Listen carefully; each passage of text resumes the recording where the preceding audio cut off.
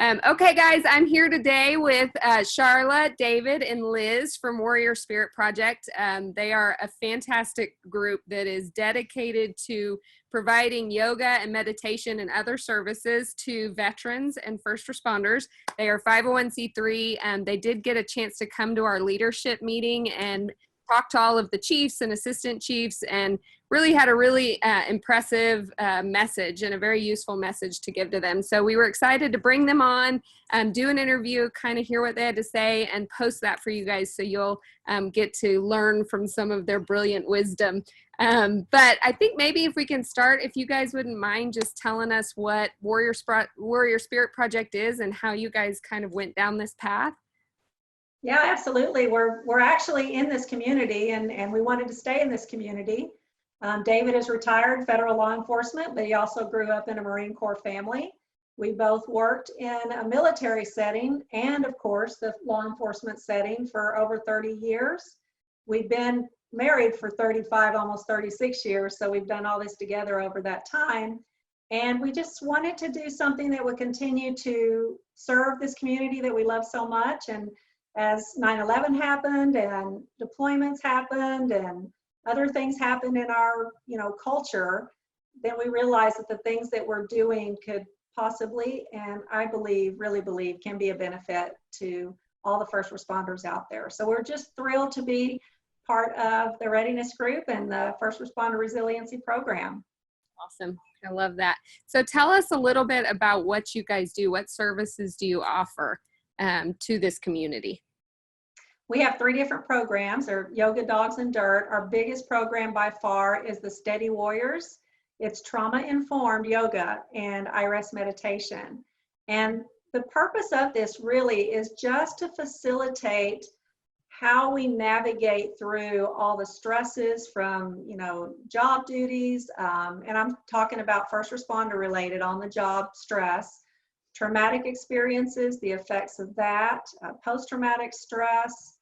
We're really trying to help build resiliency, and that's really what is, I think, bottom line, most important, because we can offer a lot of tools for on-the-spot use, but building resiliency long-term is so important, especially with all the stress that we're facing nowadays. Awesome. So it's yoga-based, a lot of it yoga and meditation-based. Will you talk a little bit about the difference between typical yoga and what people are used to yoga and what you guys offer? There's a big difference.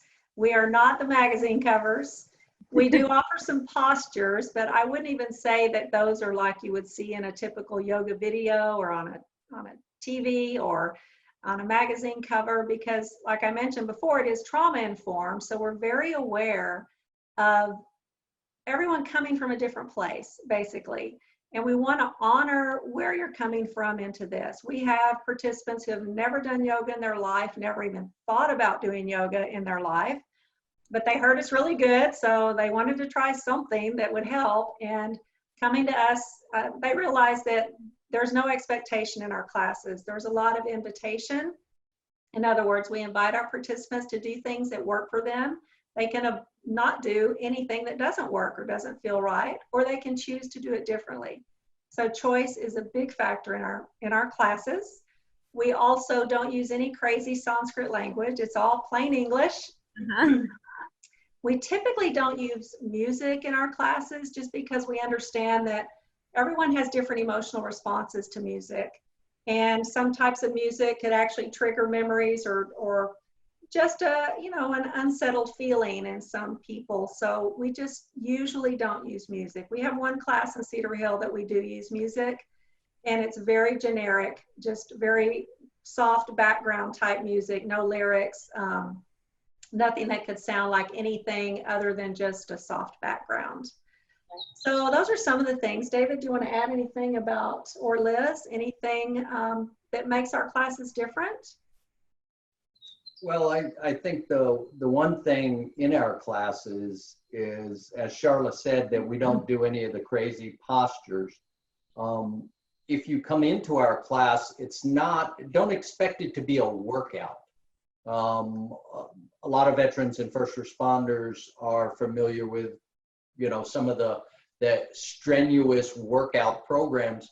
Well, you can find that in other locations. This is very different. This, you come in and you learn to, we keep saying grounding, and a lot of times you don't understand what that means. But if you come into the class and you're a little bit excited, a little nervous, when you get into class and you start focusing on the breath, and then focus on one of the postures that you're doing, but just release or relax into it, you find that it settles the central nervous system.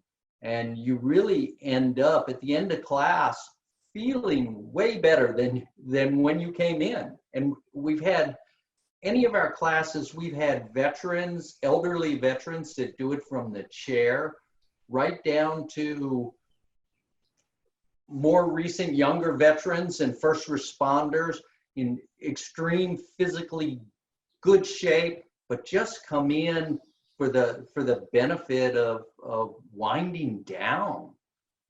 Yeah, the type of yoga that we do is very adaptive. We can invite anyone to come in and experience our yoga, and they'll be able to do it, no problem at all. Because again, we do offer options, choices. It's a little exploratory for the person practicing. And the reason we do that is because it is a body-based modality, and body-based modalities have shown to be very, very effective in reducing stress, releasing or processing out trauma, because trauma is held in the body. And sometimes we don't even realize it until we, recognize that we're always holding our breath, or our face is always tight, or our shoulders are always up to our ears and we don't know why. But body-based is just, very, very effective at helping process all of that, whether it's just a recent experience or something that goes way back. And that's really what our focus is. I know in one of the videos you guys posted, you talked about Beth Vanderkolk's The Body Keeps the Score book, and I just think that's a phenomenal book. I absolutely love it. But you guys, he's one of the leading trauma experts in the country, and he uses yoga and meditation as one of his primary treatment modalities. So the stuff that they're doing at Warrior Spirit Project is exactly in line with what he does at his Trauma Institute. So I just think that's awesome. And I think people need to know that, because I don't know that they always realize how valuable that can be for the stress and some of the trauma that they might be facing in their lives. Well, one of the things that I just want to bring up is, like Charla said, I was 27 years in federal law enforcement. I was a special agent.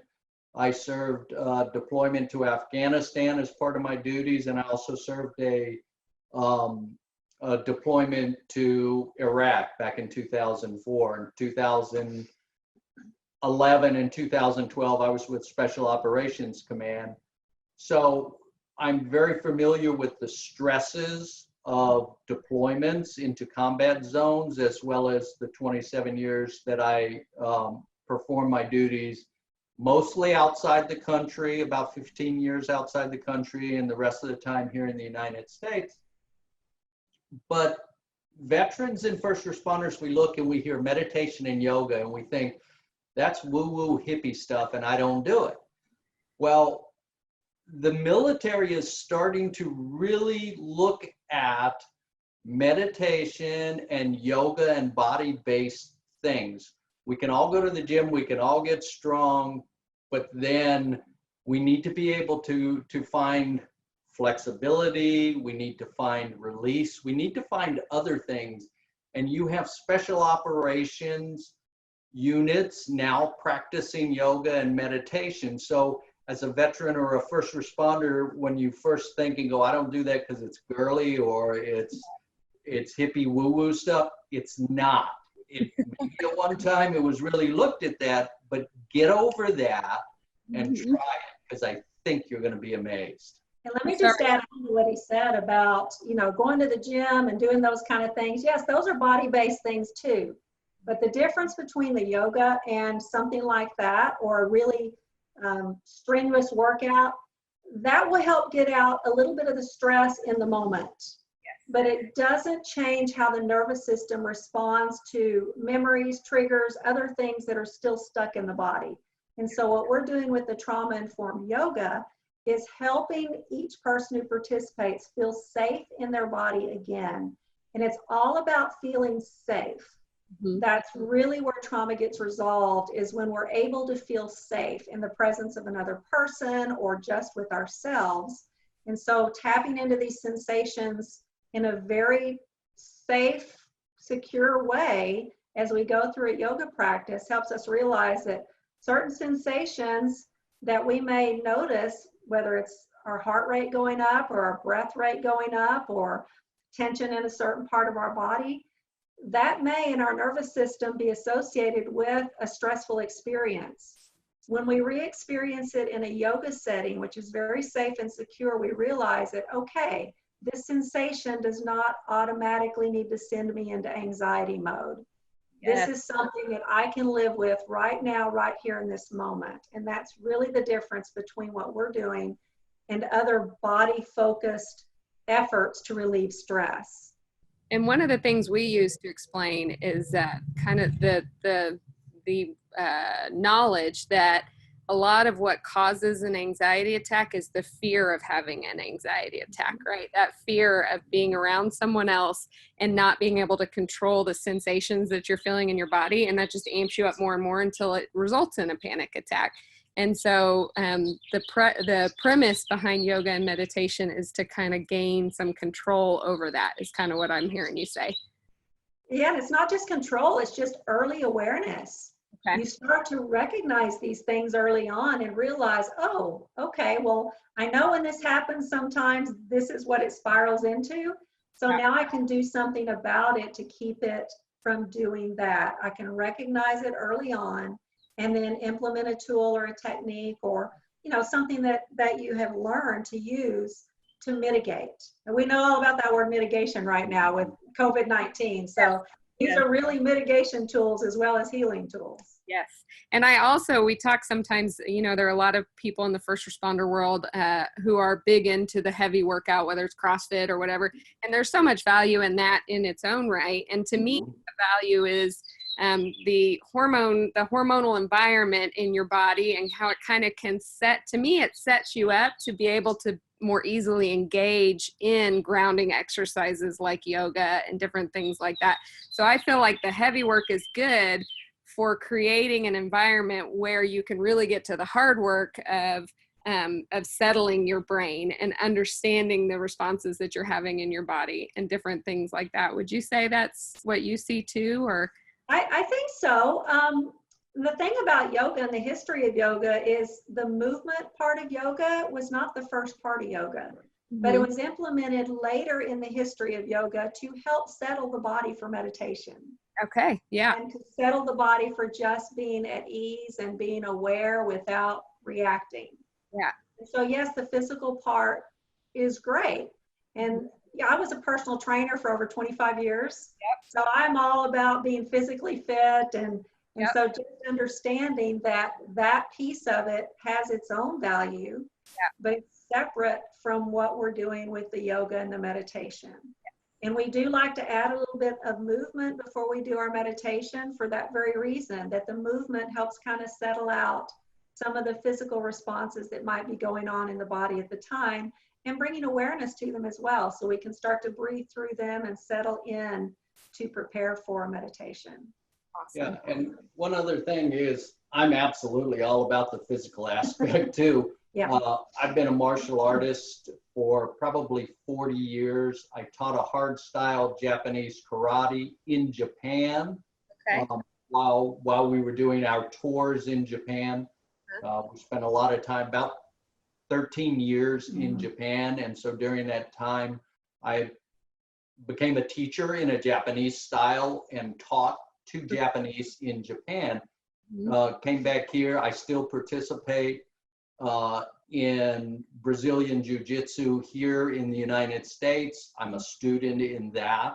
So having that balance of good, hard physical exercise and then the opposite or complementary. And in addition, the integrative restoration meditation, or IREST, so it's little I, capital REST meditation, that we teach is an evidence-based meditation created by Dr. Richard Miller, and it was developed for combat wounded and taken to Walter Reed Army Medical Center to help veterans returning with combat injuries. So again, it's an evidence-based, it's very specific. It takes you through 10 different steps. You won't notice those steps as you go through it. And we try not to over-explain it, but we don't put any thoughts into your head. If you go on YouTube or other places and you listen to meditations, they may walk you down a beach or through a field, or, you know, have you sit in the rain. Well, some of those locations may not be locations which you feel comfortable in. You might have had a traumatic experience on a beach or in the woods or in a jungle or during a rainstorm. Yeah. So we invite you to find feelings, to find emotions, to find sensations and breath. And I mean, it's an amazing meditation. And again, the big way I used to sell it is I'd say it's just magic. And we also teach at the Center for Brain Health, which is part of UT Dallas. And somebody there at the Center for Brain Health corrected me one day, and they said, it's not magic, David. It's magic backed by brain science. I love that. That's perfect. It really is. It is perfect. It's an awesome meditation.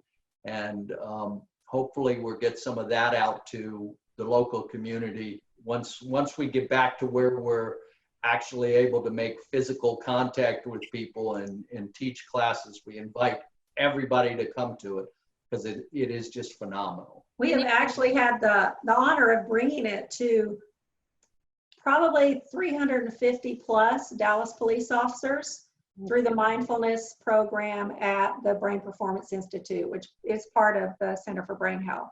Okay. And so our piece was the last day of their training in the mindfulness, and it was like the icing on the cake because we got to do ours last, save the best for last, in my opinion.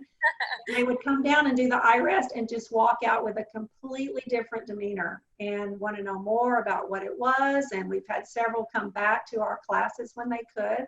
Schedules, of course, you know, get in the way, but we also have iRest on our website that can be done. It's not our voices, but it's Dr. Miller, and he's the creator.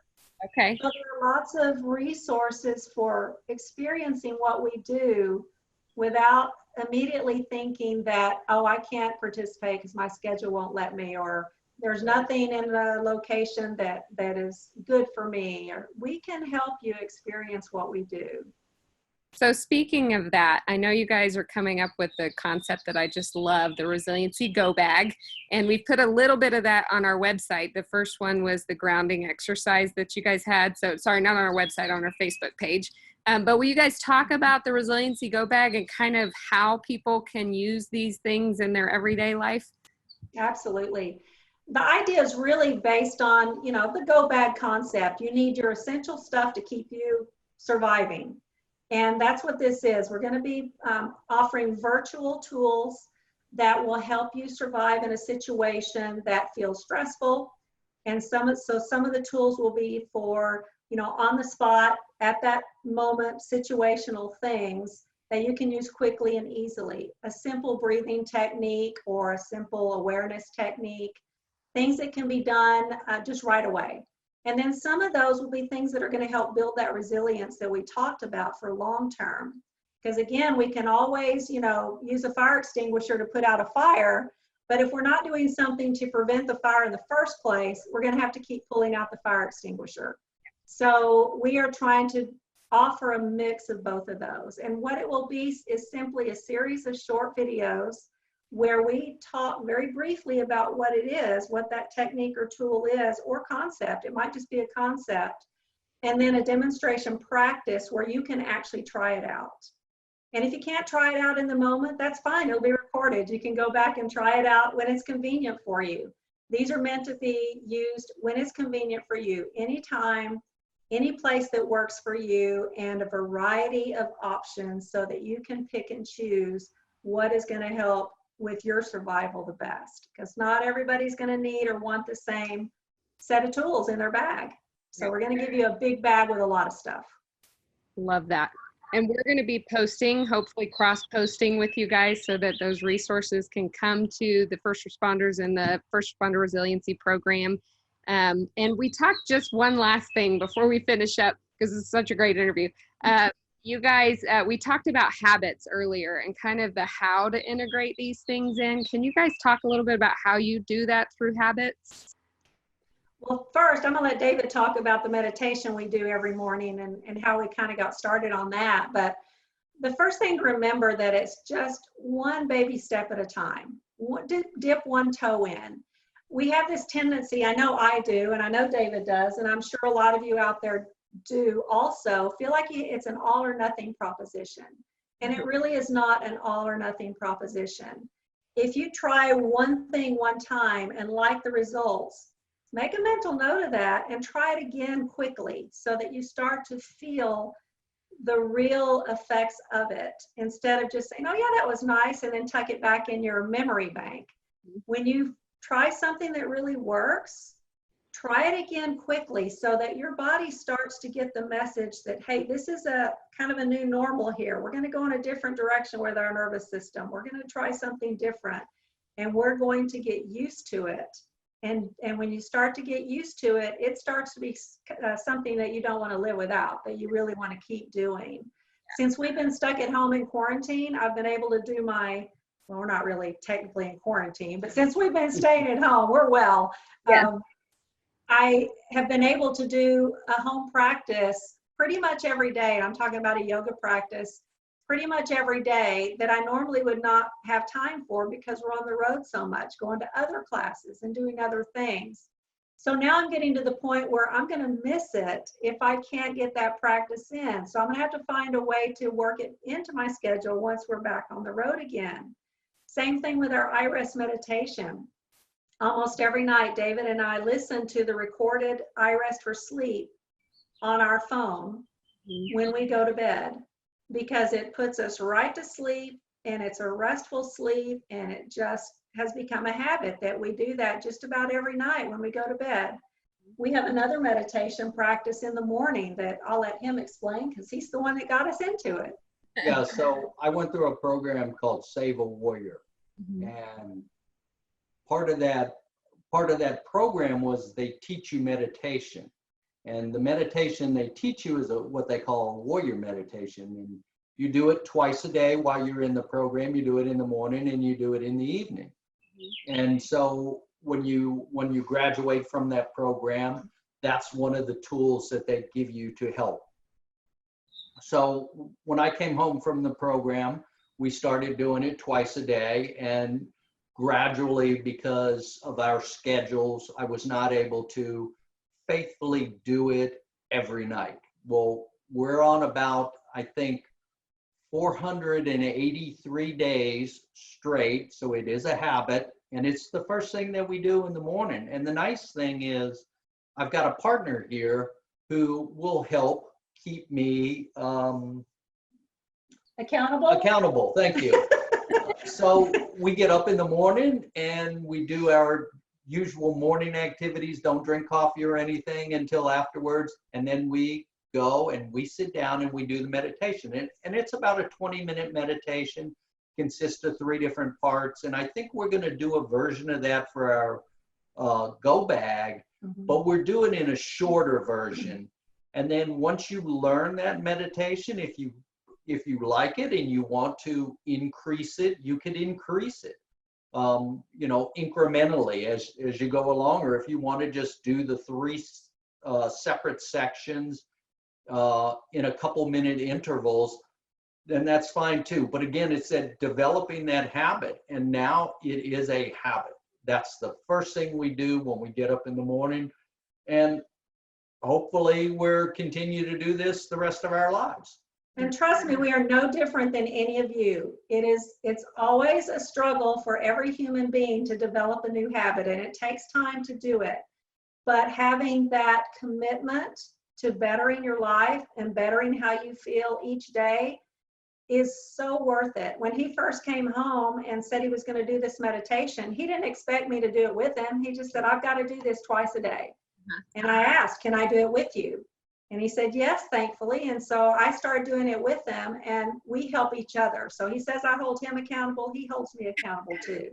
And Yeah. if for some reason we have to get up super early and go be somewhere and can't do it first thing because we don't want to get up at 3 a.m. to do it, then we make it a point to do it as soon as we can when we get home. So it's still, we're not failing if we don't do it first thing in the morning.